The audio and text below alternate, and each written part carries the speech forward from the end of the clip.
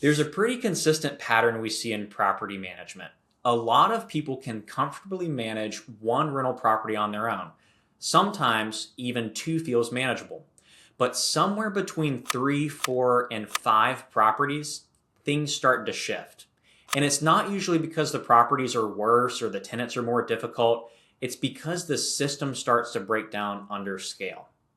So I wanted to talk through what actually changes as someone goes from owning one rental to owning multiple, and why that transition tends to be where most landlords eventually start looking for support. Point number 1. One property feels manageable because it's reactive. When someone owns a single rental, everything is still pretty reactive. A repair comes in, you handle it. A tenant emails you, you respond. A vacancy happens, you focus on it directly.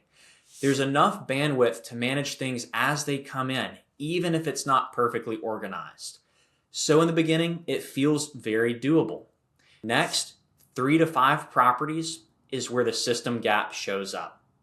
Once someone gets into multiple properties, the workload doesn't just multiply, it compounds. Now you're not just dealing with more tenants or more maintenance requests, you're dealing with overlapping timelines, competing priorities, and constant decision points.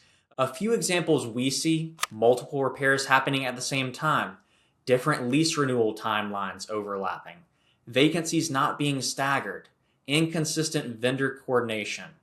At that point, it's no longer about effort, it becomes about structure. And if there isn't a system in place, things start to feel scattered pretty quickly. Point number 3, DIY works until it doesn't. This is usually where we see the shift.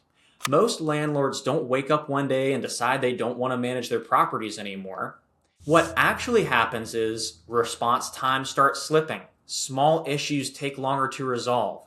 Communication becomes harder to track. And stress starts building around things that used to feel simple. It's not a single failure point. It's just the natural result of scale without systems supporting it. Point number 4, when most landlords start looking for help. Typically, the turning point isn't one big issue. It's when the property portfolio starts taking more mental space than expected. That's usually when landlords start exploring property management, not because they can't do it, but because it stops being efficient to do it manually.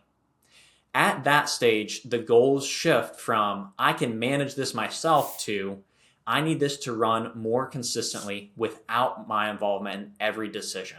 From a property management perspective, we see that transition all the time.